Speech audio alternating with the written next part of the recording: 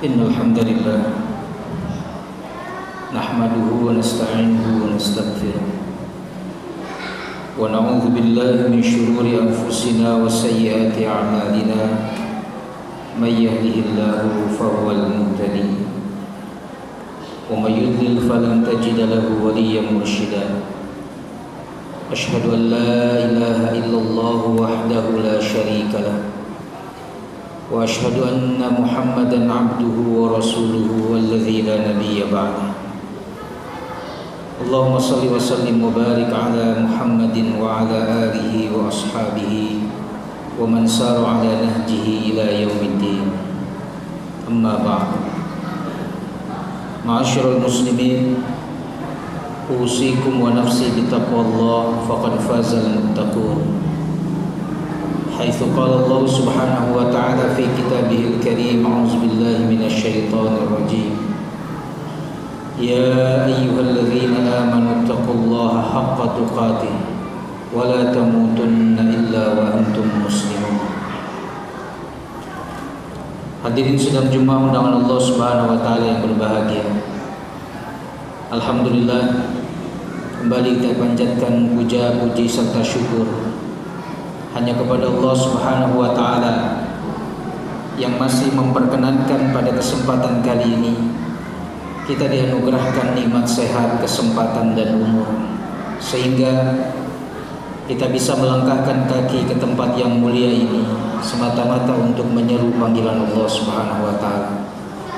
Mudah-mudahan ibadah Jumat kita pada kesempatan kali ini menjadi kafaratul lima baina jum'atain, menjadi penggugur dosa di antara dua Jumat yang lalu sampai sekarang, dan semoga menjadi perisai tameng kita terhindar dari perbuatan dosa dan maksiat dari Jumat sekarang sampai Allah takdirkan kita bertemu di Jumat yang akan datang. Tak lupa salawat dan salam semoga senantiasa tercurahkan kepada Rasul kita Nabiullah Muhammad SAW, pada keluarganya, para sahabatnya hingga umatnya yang istiqomah menjalankan ajaran-ajaran. Khotiman rahimakumullah. Suatu hari Rasulullah SAW menyampaikan sebuah pesan atau wasiat kepada sahabat Abu Dzar Al-Ghifari radhiyallahu anhu. Walaupun pesan ini saat itu khusus kepada Abu Dzar, tetapi tentu hukumnya berlaku untuk kita semua umat Rasulullah SAW.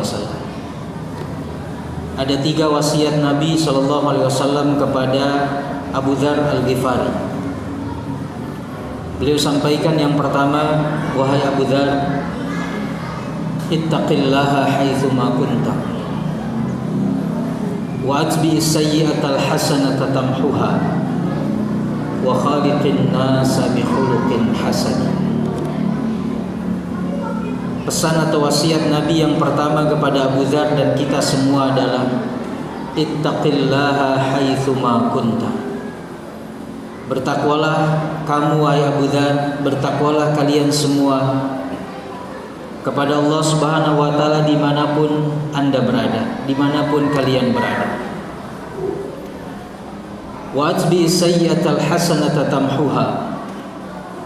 Pesan yang kedua, dan iringilah atau ikutilah perbuatan salah kalian dengan perbuatan baik.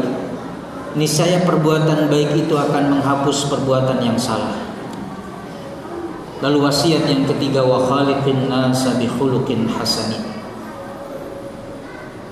Dan berinteraksilah dengan manusia, pergaulilah manusia itu dengan akhlak yang baik. Khotiman rahimakumullah. 3 wasiat Nabi yang sangat singkat namun syarat dengan makna. Begitu mendalam kandungan yang ada di dalam hadis tersebut, pesan Rasulullah tersebut. 3 wasiat yang menggambarkan tentang 2 hubungan, yaitu hubungan manusia dengan Allah Subhanahu wa taala yang biasa kita sebut dengan hablum minallah atau hubungan vertikal. Dan yang kedua, hubungan dengan sesama manusia yang biasa kita sebut hablum minan nas atau hubungan horizontal. 3 wasiat agung ini jika kita cermati, jika kita tadabburi, renungkan lalu kemudian kita amalkan sesuai dengan kemampuan kita. Maka pesan yang pertama kepada Abu Dzar dan kita semua dari Rasulullah SAW, ittaqillaha haitsuma kunta. Bertakwalah kamu kepada Allah dimanapun kamu berada. Takwa adalah setinggi-tinggi predikat yang Allah Subhanahu wa taala berikan kepada orang beriman. Namun takwa juga merupakan proses yang tidak pernah berhenti hatta ya'tiyakal yaqin, sampai Allah cabut nyawa kita, sampai kita dipertemukan oleh Allah dengan ajal kita. Maka takwa adalah sebuah proses sepanjang hidup kita. Maka wajar Rasulullah SAW dalam setiap khutbah beliau senantiasa pesan yang pertama adalah tentang takwa. Beliau selalu membaca salah satu ayat dalam 3 surat berbeda atau sekaligus beliau baca ketiga-tiganya. Dan kandungannya sama, semua berisi tentang pesan ketakwaan. Baik itu yang ada dalam surah Ali Imran ayat 101 atau An-Nisa ayat 1 maupun surat Al-Ahzab ayat 70 dan 71. Pesannya sama tentang takwa. Dan kata Rasulullah, bertakwalah kalian kepada Allah dimanapun kalian berada. Artinya ketakwaan ini adalah sebuah identitas seorang muslim yang dia tidak boleh dilepaskan dimanapun dia berada. Masuk ke dalam masjid, takwa harus hadir. Demikian juga ketika kita berada di tempat pekerjaan kita, di tempat aktivitas keduniawian kita, takwa pun senantiasa harus berada bersama kita. Kembali ke rumah, bertemu dengan keluarga, dalam kehidupan rumah tangga kita hadirkan ketakwaan. Sehingga itu merupakan sebuah pesan dari Allah Subhanahu wa taala, menghadirkan pengawasan Allah. Maka diharapkan saat itu kita benar-benar terpelihara dari perbuatan dosa dan maksiat. Karena kita senantiasa menghadirkan pengawasan Allah dimanapun kita berada. Kita senantiasa merasa diawasi oleh Allah. Sungguh pun tidak ada satupun manusia yang sedang mengawasi kita. Sungguh pun tidak ada kamera atau CCTV yang sedang mengawasi kita. Tapi kita menghadirkan pengawasan Allah. Itulah makna dari ketakwaan. Salah satu sifat takwa adalah muraqabatullah. Senantiasa merasa diawasi oleh Allah Subhanahu wa taala, sampai kita sendirian sekalipun di dalam kamar yang terkunci rapat, ingat pengawasan Allah tidak akan pernah luput. Sehingga kita tidak seenaknya kemudian berbuat dosa. Kita sanggup menampakkan ketakwaan kita di hadapan manusia, tetapi justru kita berani menampakkan kemaksiatan kita saat kita hanya berhadapan dengan Allah Subhanahu wa taala. Tentu itu bukan ciri orang yang bertakwa atau mukmin yang sejati. Hanya menghadirkan keimanan, ketakwaan, ketaatan di hadapan manusia, tapi justru ketika dia sedang berduaan hanya dengan Allah, dengan gadget kita bisa berselancar di dunia maya. Entah apa yang kita lihat, entah apa yang kita dengar. Padahal itu semuanya adalah yang diharamkan oleh Allah Subhanahu wa taala. Pesan yang pertama dari Rasulullah, wasiat takwa ini, wasiat yang senantiasa bahkan menjelang detik-detik akhir Rasulullah akan wafat pun, tetap pesan beliau adalah ketakwaan kepada umatnya, kepada sahabat-sahabatnya yang saat itu ada, kepada keluarganya. Karena takwalah yang akan menyelamatkan seseorang di dunia dan di akhirat. Ini cara hubungan kita dengan Allah yang pertama, yaitu ketakwaan kita kepada Allah. Ini yang disebut dengan hablum minallah. Hubungan vertikal kita dengan kita kemudian menjaga ketakwaan kita kepada Allah Subhanahu wa taala. Lalu pesan Rasulullah yang kedua, wa atbi sayyi'atal hasanata tamhuha. Sehebat apapun perjuangan kita untuk meraih ketakwaan kepada Allah, pasti kita akan suatu saat terpeleset, terjerumus kepada kesalahan, walaupun itu kesalahan kecil. Kita mungkin saja bisa selamat dari perbuatan dosa besar, karena kita tahu dosa besar itu akibatnya di dunia dan di akhirat, dan ada konsekuensi hukumnya dalam syariat. Tapi kita tidak akan pernah bisa terhindar dari dosa-dosa kecil. Kesalahan-kesalahan kecil yang tidak terasa, yang disengaja maupun yang tidak disengaja, kita tidak akan pernah luput dari itu. Justru disitulah letak kesempurnaan manusia. Karena kita sempurna itu karena kita selalu ataupun akan berbuat kesalahan walaupun itu kecil.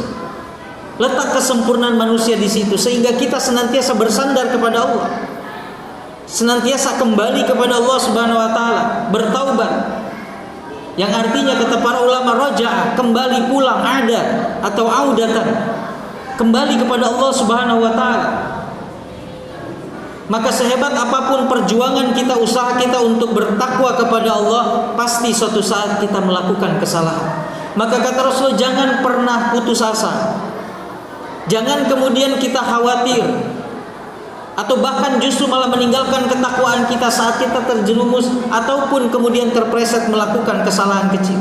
Kata Rasulullah, "Atbi sayyi'atal hasanata tamhuha." Iringilah perbuatan buruk itu. Iringilah kesalahan-kesalahan kecil yang dirasakan disengaja maupun tidak disengaja itu dengan perbuatan baik. Orang yang bertakwa segera sadar. Dia segera mengingat Allah, segera istighfar. Lalu kemudian menggantinya, perbuatan salah tadi digantikan dengan perbuatan-perbuatan baik. Maka niscaya perbuatan baik itu tamhuha, kata Rasulullah, akan menghapus perbuatan salah kita. Dan Rasulullah SAW banyak dalam hadis kemudian menyebutkan sarana-sarana pembersih dosa atau kesalahan kecil kita. Misalnya isbaghul wudu, menyempurnakan wudu kita, itu adalah menggugurkan dosa dan kesalahan kecil kita. Dosa mulut kita, tulisan kita, dosa penciuman kita, dosa telinga kita, dosa mata kita, dengan air wudu itu tergugurkan insyaallah, menjadi kifarah. Sebagaimana ibadah Jumat yang kita lakukan pun kafaratul lima baina jum'atain. Dari Jumat yang lalu ke Jumat yang saat ini kita jalani, apakah ada jaminan kita tidak melakukan kesalahan? Mustahil. Pasti kita melakukan kesalahan dalam rentang waktu 1 minggu ini. Ada kelalaian-kelalaian kita. Maka ketika Allah sampaikan umur kita pada Jumat saat ini, itu adalah penggugur dosa dan kesalahan kecil kita. Maka merugilah orang yang tidak melaksanakan ibadah Jumat tanpa uzur syar'i saat ini. Karena sebagai kifarat, sebagai penghapus dosa dari Jumat yang lalu dan Jumat yang saat ini kita jalani. Sekaligus sebagai tameng. Mudah-mudahan Jumat yang kita lakukan saat ini menjadi perisai kita untuk terhindar dari perbuatan dosa dan kesalahan kecil sampai Allah pertemukan di Jumat yang akan datang. Sekiranya Allah tidak pertemukan lagi kita dengan Jumat yang akan datang, mudah-mudahan Jumat yang saat ini menjadi Jumat terbaik dalam kehidupan kita. Khadiman rahimakumullah, wa atbi sayyi'atal hasanata tamhuha. Ciri orang yang bertakwa, kata Allah dalam Al-Quran, alladzina idza fa'alu fahishatan. Orang yang bertakwa adalah bukan orang yang steril dari dosa, tapi apabila dia melakukan perbuatan salah, au zalamu anfusahum, atau menzolimi dirinya sendiri, dzakarullaha, segera dia ingat Allah, fastaghfaru lidzunubihim, lalu kemudian dia segera beristighfar kepada Allah Subhanahu wa taala. Karena yakin di ayat selanjutnya ada innallaha yaghfiruz dzunuba jami'an. Dia yakin bahwa Allah Maha mengampuni semua dosa kita. Dosa yang kita istighfar, yang kita taubati sebelum kita wafat, sebelum ruh ini berada di kerongkongan, itu insyaallah Allah akan ampuni dosa dan kesalahan kita. 2 poin ini adalah bagaimana kita berinteraksi dengan Allah Subhanahu wa taala. Interaksi yang pertama adalah ketakwaan kita kepada Allah. Tapi dalam proses kita meraih ketakwaan, kita pasti pernah melakukan kesalahan. Jangan putus asa, segera iringi itu dengan banyak kita melakukan perbuatan baik. Barakallahu li wa lakum fil Qur'anil azim wa nafa'ani wa iyyakum bima fihi minal ayati wa dzikril hakim.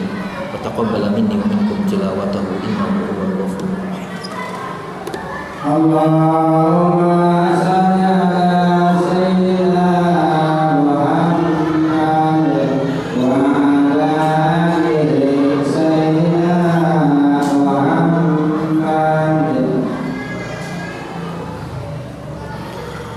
Alhamdulillahilladzi wa kafa wassalatu wassalamu ala nabiyil mustafa wa ala alihi wa ashabihi ahli sidqi wal wafa Asyhadu an la ilaha illallah wahdahu la syarika lahu wa asyhadu anna Muhammadan abduhu wa rasuluhu alaihi la nabiyya ba'd. Khatiman rahimakumullah, pesan yang ketiga yang disampaikan oleh Rasulullah kepada Abu Dzar Al-Ghifari adalah wa khaliqin nas bi khuluqin hasan. Dan pergaulilah manusia dengan akhlak yang baik. Dua pesan pertama, hubungan kita dengan Allah. Lalu satu pesan, hubungan kita dengan sesama manusia.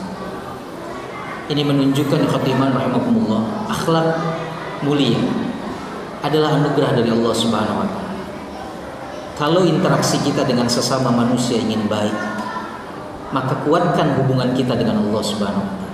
Eratkan hubungan kita yang renggang dengan Allah. Pangkas jarak kita dengan Allah yang selama ini menjauh. Maka insya Allah Allah akan anugerahkan hubungan yang baik antara kita dengan sesama manusia. Kalau hubungan kita dengan istri kita, dengan anak kita, dengan keluarga kita, tetangga dan saudara-saudara kita yang lain sedang agak memburuk, agak renggang, mungkin hubungan kita dengan Allah juga sedang merenggang. Mungkin hubungan kita dengan Allah juga sedang menjauh. Maka segera dekati Allah. Allah akan bereskan semua urusan dunia kita dan bahkan tentu urusan akhirat kita. Mudah bagi Allah Subhanahu wa taala mempertautkan hati manusia yang sedang berbeda pendapat, yang sedang berkonflik, baik itu sesama saudara maupun orang lain, mudah bagi Allah. Karena dialah yang memiliki dan berkuasa untuk membolak-balikan hati manusia. Mintalah kepada Allah akhlak yang mulia dalam kita berinteraksi dengan sesama manusia. Karena akhlak mulia adalah aplikasi dari ketakwaan kita. Orang yang bertakwa, maka dia harus memiliki akhlak yang mulia. Bahkan Rasulullah menyebutkan sebuah definisi tentang agama. Ketika Rasul ditanya su'ilan Nabi sallallahu alaihi wasallam madin, Nabi ditanya, ya Rasulullah, agama itu apa? Rasul tidak menjelaskan rukun iman secara detail. Rasul tidak menjelaskan rukun Islam secara rinci. Rasul hanya mengucapkan dua kalimat, ad-dinu husnul khuluq. Agama itu adalah akhlak yang baik. Seolah-olah Rasul ingin memberikan pesan, orang yang beragama dia harus berakhlak, dan orang yang tidak berakhlak sama saja dia tidak beragama. Maka Rasul senantiasa mengajarkan sebuah doa. Di samping doa ketika kita bercermin, Allahumma kama hassanta khalqi fahassin khuluqi. Ya Allah, sebagaimana Engkau membaguskan bentuk fisik, maka baguskan juga akhlakku ya Allah. Rasul juga mengajarkan sebuah doa, Allahumma hdini li ahsanil akhlaq. Ya Allah, tunjukkan aku akhlak yang baik.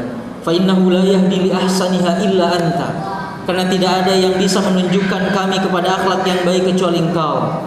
Wasrif anni sayyi'aha, dan palingkan kami dari akhlak yang buruk ya Allah. Fa innahu la yasrifu anni sayyi'aha illa anta. Karena sesungguhnya tidak ada yang bisa memalingkan kami dari akhlak yang buruk kecuali Engkau ya Allah. Ini doa yang selalu Rasul ucapkan, yang Rasul panjatkan, memohon kepada Allah agar interaksi kita dengan sesama manusia itu baik. Karena kita berharap bukan saja kita baik di akhirat, tentu kita ingin juga baik di dunia, terlebih nanti di akhirat hubungan kita sesama manusia baik. Karena hubungan yang buruk di dunia ini, bahkan sampai tingkat permusuhan, konflik dan lain sebagainya, itu bisa berakibat hubungan kita di akhirat juga buruk, bahkan bisa menjerumuskan kita ke dalam siksa api neraka wal iyadzu billah. Ikhwatiman rahimakumullah. Itulah 3 pesan yang disampaikan oleh Rasulullah SAW kepada Abu Dzar Al-Ghifari radhiyallahu anhu. Mudah-mudahan Allah senantiasa menganugerahkan kekuatan, keistiqomahan kepada kita untuk bisa melakukan wasiat Nabi tadi. Sedikit tetapi sangat berat untuk kita amalkan. Namun demikian, dengan pertolongan Allah, insya Allah kita mampu bisa mengamalkannya nanti. Khotimah rahimakumullah. Demikian khutbah yang bisa disampaikan pada kesempatan kali ini. Mudah-mudahan ada guna dan manfaatnya. Mohon maaf jika ada kekurangan dan kesalahan. Yang benar datangnya hanya dari Allah Subhanahu wa taala. Salahnya itu datang dari minimnya ilmu yang disampaikan pada kesempatan kali ini. Mudah-mudahan Allah Subhanahu wa taala mengampuni kita. Aqulu qouli hadza wa astaghfirullah li wa lakum. Allahumma ighfir lil muslimina wal muslimat wal mu'minina wal mu'minat al ahya'i minhum wal amwat innaka samii'un qariibun mujibud da'wati ya qadiyal hajat. Allahumma la tada' lana fi maqamina hadha dhanban illa ghafarta wa la maridan illa shafaita wa la mayyitan illa rahimta wa la hajatan min hawaijid dunya illa qadaitaha wa yassartaha ya rabbal alamin.